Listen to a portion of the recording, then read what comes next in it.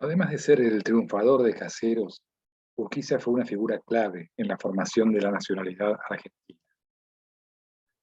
Eh, claro que en la campaña que va del pronunciamiento a Caseros muestra su máximo auge de maestría en la conducción de conflictos. Él, digamos, rompe el frente oriental primero antes de avanzar sobre Buenos Aires, tiene una notoria habilidad logística que le permite avanzar con el ejército más grande reunido hasta entonces en América del Sur y con una caballería imbatible que toma por sorpresa a Rosas, de modo tal que Rosas debe desterrarse en forma definitiva y sin tener recursos ni fuerzas como para intentar un retorno. Cuando Urquiza triunfa en Caseros tiene 50 años de edad y ya lleva un cuarto de siglo como protagonista importante en las luchas que dan origen a nuestra nación. Él fue eh, jefe político y militar, gobernador, fue presidente de la nación, fue el impulsor político de la Constitución Nacional, un gran luchador por la unidad definitiva del país y además uno de los empresarios más diversificados e importantes del siglo XIX de la Argentina.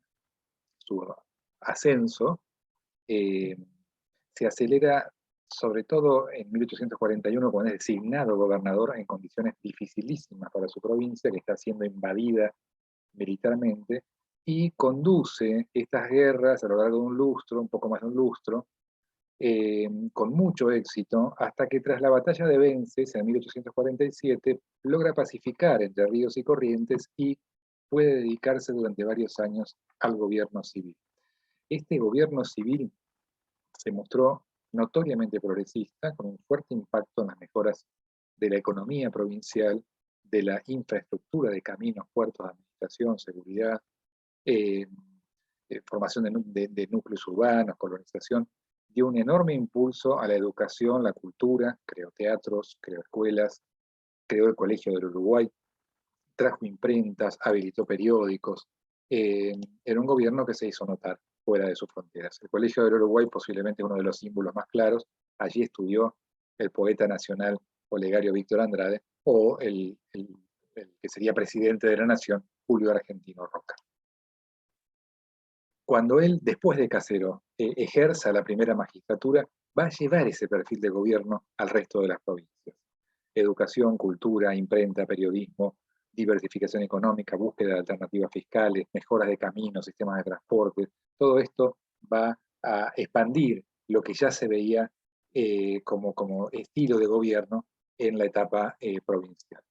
Además, él después de Casero rompe un modo de hacer política que es generar una idea de amnistía general, ni vencedores ni vencidos, reprimir saqueos y venganzas por parte de los vencedores, y por el contrario convocar a la institucionalidad, al Congreso Constituyente que sanciona la Constitución Nacional de 1853 con el régimen federal de gobierno. Sin embargo, los conflictos, tanto fiscales como de representación, entre Buenos Aires y las otras 13 provincias, divide el Estado en dos durante una década.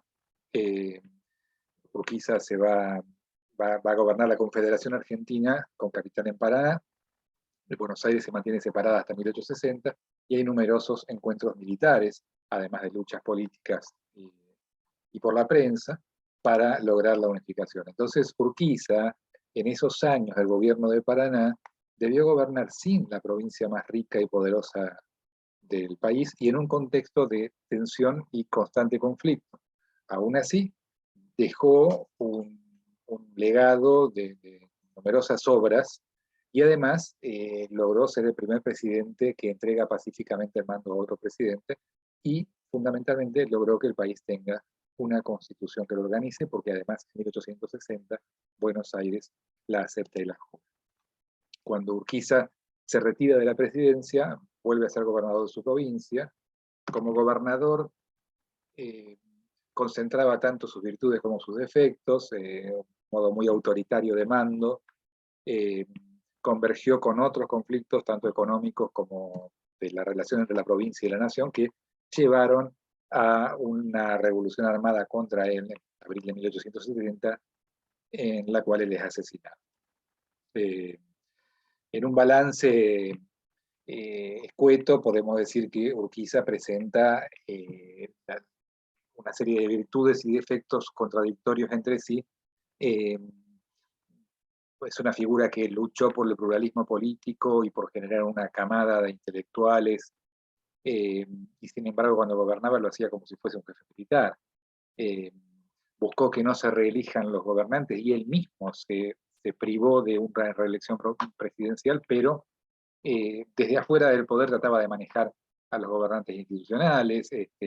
Él fue muy respetado por su humanidad y por su perfil progresista, y sin embargo se lo acusa de haber hecho un uso vicario de la pena de muerte o de haber usado el Estado para forjar una red clientelar. Estos eh, estas tensiones y contradicciones ya en Casero se manifiestan. Tenemos a una Urquiza que tenía perfectas posibilidades de heredar como dictador el lugar de Rosas y sin embargo optó por la Constitución y la democracia. Buscó dejar atrás el clima de terror opresivo que había en Buenos Aires y sin embargo algunas medidas simbólicas que tomó lo llevaron a exacerbar esos temores. De alguna manera, lo que sucede en las 3 décadas posteriores a Caseros, tanto los enormes avances de Argentina como algunos problemas estructurales que quedaron pendientes, ya estaban jugándose en estos conflictos que no se logran resolver por completo, queda un saldo contradictorio. Sin embargo, es innegable que Urquiza, en este contexto, es un prócer nacional, una figura inherente a la conformación de nuestra nacionalidad.